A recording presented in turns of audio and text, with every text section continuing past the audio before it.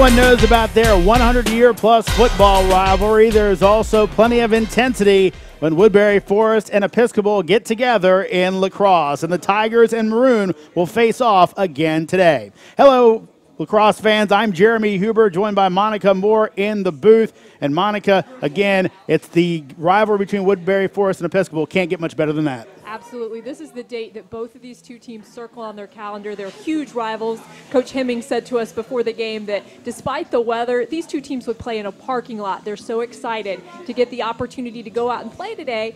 But you talk about a rivalry, there's a lot of overlap between these two teams. Coach Brian Hemming for Woodberry Forest has coached Timmy Phillips, who plays for Episcopal. And last year, Scott Conklin's brother was actually coaching for Woodberry Forest. And so while these teams are rivals, there's also a friendly rivalry that goes on between Episcopal and Woodberry Forest. Caught a bit of a family affair in this contest. Well, lots of things to look at in this matchup. We'll start things off with our keys to the game for Episcopal. Hey, what the Maroon have to do to get a win? Well, first of all, they have a very balanced attack. They have lots of scoring options. They're certainly going to need that today. And capitalize on open looks.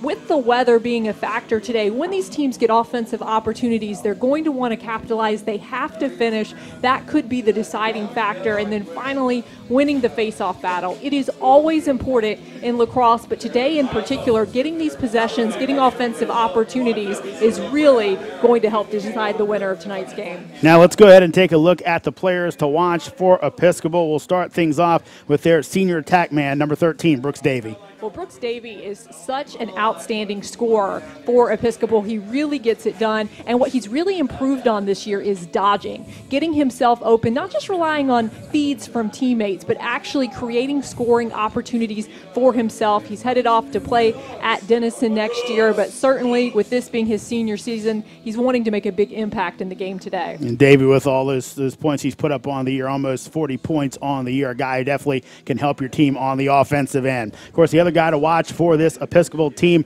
it's the defenseman on that side of the field. It's John Ober. Well, and Ober really is an anchor for this defensive unit. He's a guy who, when he was a freshman, he worked his way into the starting lineup with one of the senior leaders, went down with an injury, and he's kept himself there and has improved every year. He's headed off to play at Denver, but really today, defensively, he's going to be the one keeping the glue together. Let's switch over to the Woodberry side of things and their keys to the game.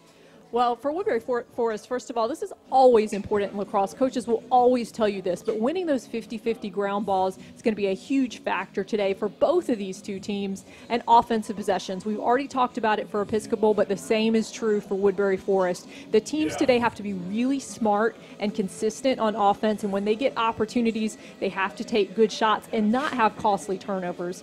And then finally, team defense. We've talked about the balanced attack for Episcopal, and so Woodberry Forest today is really going to have to play good team defense, help out on those slides, because everyone for Episcopal can be a scoring threat.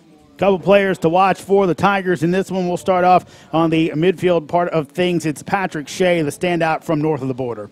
And Patrick Shea really gets it done offensively for Woodberry Forest. He's headed off to play for Richmond, and this guy is averaging about 5 points per game for Woodberry Forest. And so offensively, he's really the player you have to focus in on. He's really the guy. We talked to Coach Hemming before the game and really talked about how good of a player he is for this Woodberry Forest team. On the other side of things, we talked about those offensive possessions, and Wiley Mendocino, an important guy when it comes to the faceoffs. He absolutely is, and you see there he's going to wing it, but tonight I think where we're going to be talking about him a lot is in the face-off circle. Timmy Phillips, the big face-off guy for Episcopal, is back today. He's been out with an injury. Watching that battle between him and Mendocino is going to be a really exciting thing to see.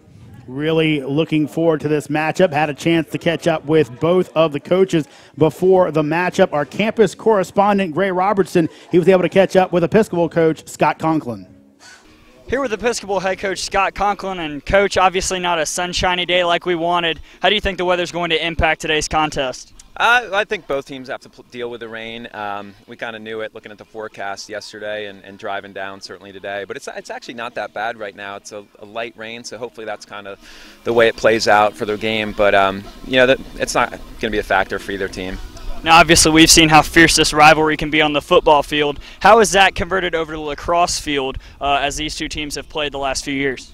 Well, this is a game that you circle on your calendar at the beginning of the season, and both teams love playing each other. They love the rivalry. The energy level certainly picks up for this game, compared to a lot of other games that we play. So it means a lot to our kids, and it means a lot to them. It's a lot of fun. It's a great atmosphere to coach in a game like this. Thank you, Coach. Best of luck. Thank you very much.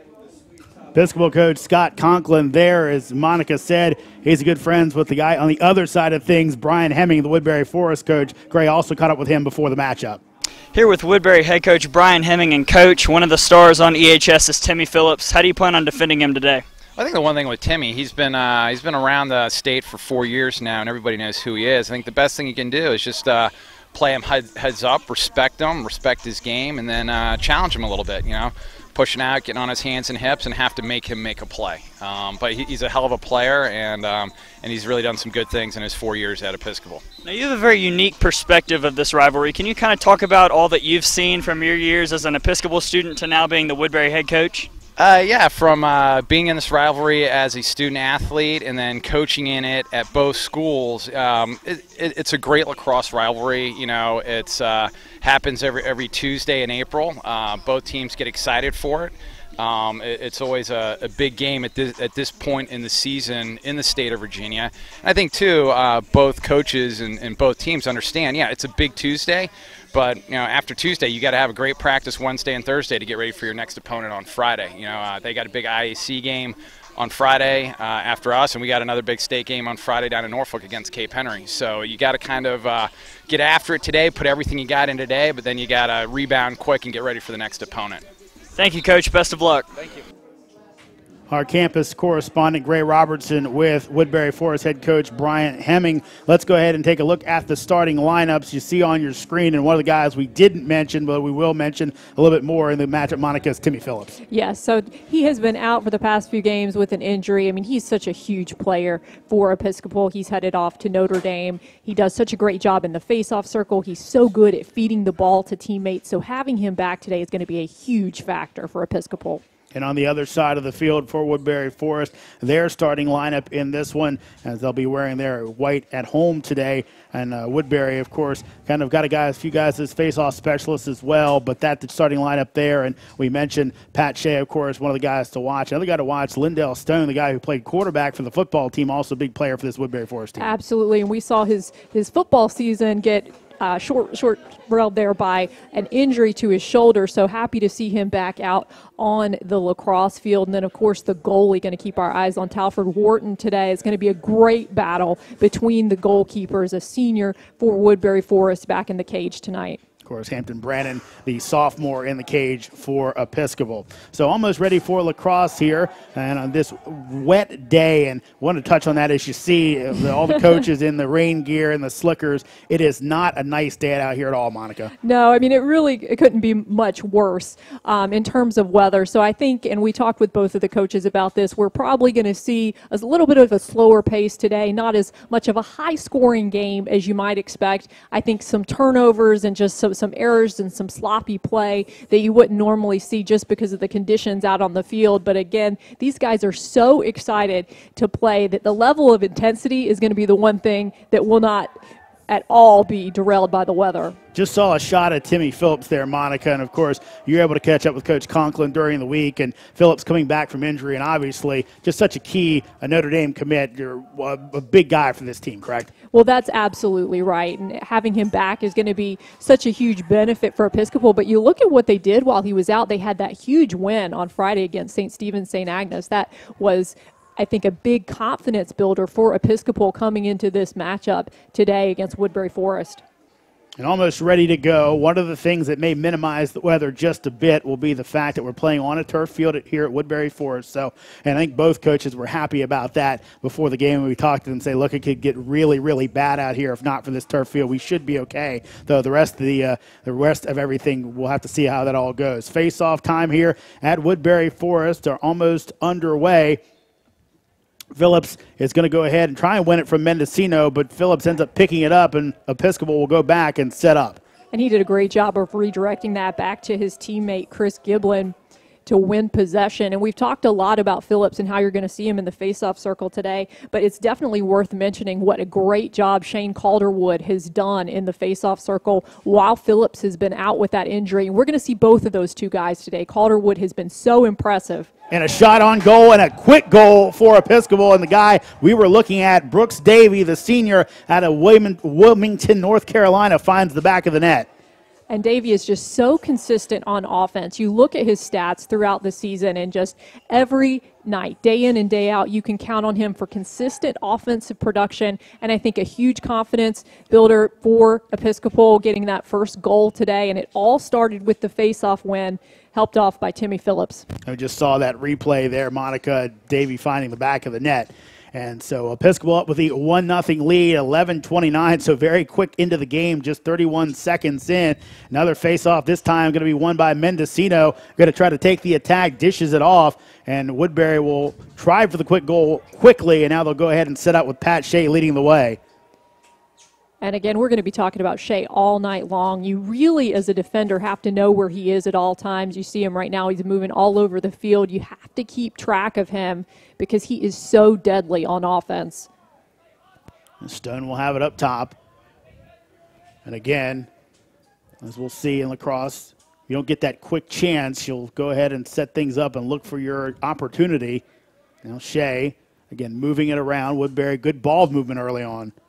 Well, and that's one thing the coaches talked with us about before the game. You don't want to squander possessions, especially today. They're expecting a low-scoring game, and so both of these two teams are going to try to really take good looks at the goal and really select those shots very carefully. Shea just dishing it off. He played a lot of these guys, Monica, looking over the roster, a lot of guys from that Woodberry Forest football team that we had the chance to cover a few of their games, but I'm wondering if that physicality is going to help them at all. The guys who know that gridiron game is looking for the shot, and wide of the net is a shot off from Shea, and it'll stay with Woodberry Forest. Well, you see that a lot at schools, and a lot of times the lacrosse coaches go and specifically recruit the football players because there is so much crossover between the athletic abilities that are needed for both of these two sports. And so not surprising at the high school level to see players who play both football and lacrosse. Of course, Episcopal has a good fair number of their team as well. 19 of 31 for Woodberry football players during the fall season. Ground ball going to be picked up and fought for, and it'll end up going out of bounds. This will be an interesting decision. This will stay with Episcopal.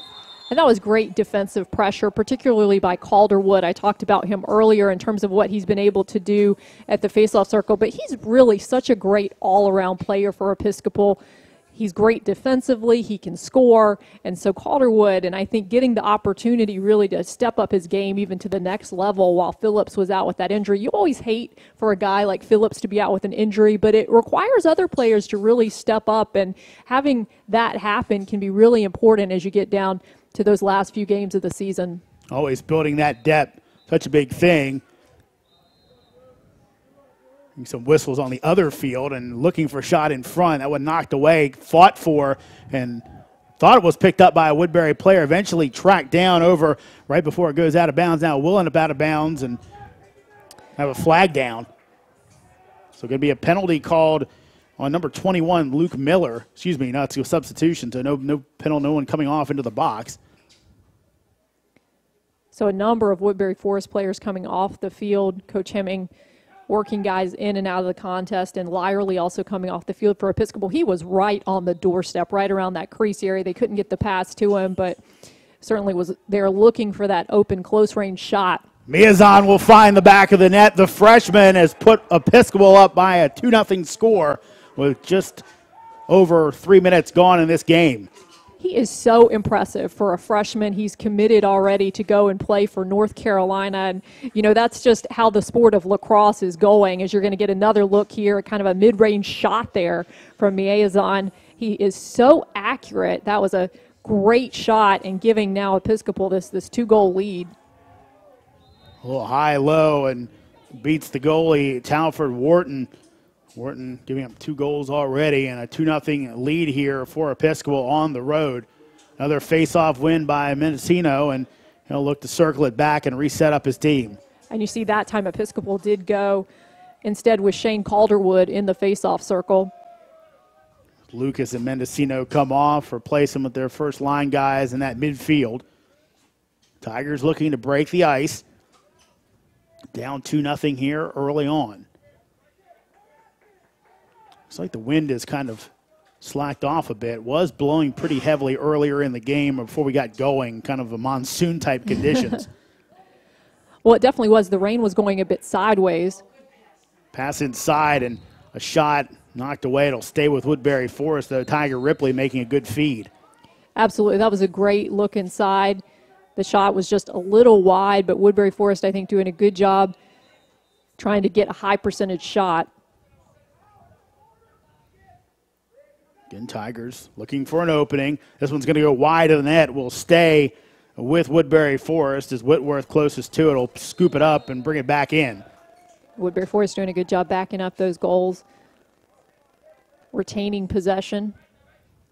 It's one of those interesting things, a little different, that lacrosse rule. As a shot can be blocked, and getting to it will be Woodberry Forest. It definitely is. A lot of people say it, and it's true that lacrosse is such an offensive-minded sport, because if you are the player closest to the ball as it goes out of bounds on a shot, your team gets possession so the offense can retain possession. And, of course, with the face-offs, you can make it, take it. So it's one aspect that makes lacrosse such an exciting sport.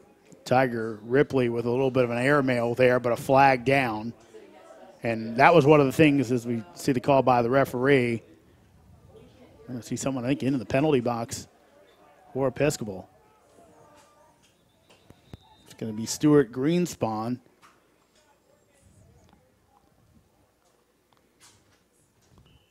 So a man-up situation here. See, Ryan McKernan looks like he's going to be the man on the penalty box. So, yeah, like I said, man-up situation for a minute for Woodberry Forest. We'll see if they can break the ice. And certainly a good opportunity here for Woodberry Forest. You always want to look for a good high-percentage shot here when you do get these man-up situations. It's one of the things you kind of want to make the defense move as much as possible and get them out of their lanes. Kind of zoning up here, but Woodberry sending a couple guys in. Shea's going to take the shot. That one rejected. Nice save there by Brannon. And not surprising that they went with Shea taking the shot for the Tigers. So another call is going to give the ball back to Woodberry Forest.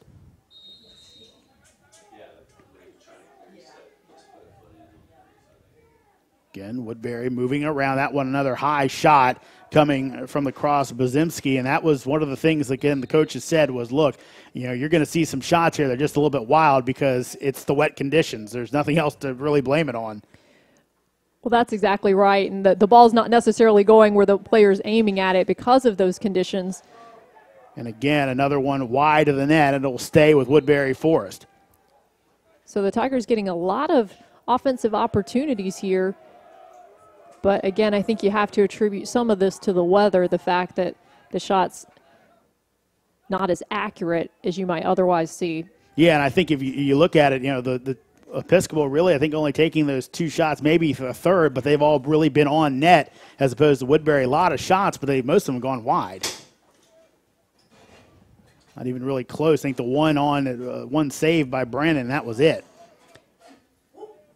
Now that one's going to find the back of the net. A nice shot. Nick Bierman goes low and able to find the back of the net and cuts the deficit down to 1. And that was a great pass to get him open by Shea, of course, the offensive-minded Shea for Woodberry Forest. And then the finish by Bierman. You see it coming from the left side. Yeah, nice angle and kind of went high-low and bounced it in, but able to find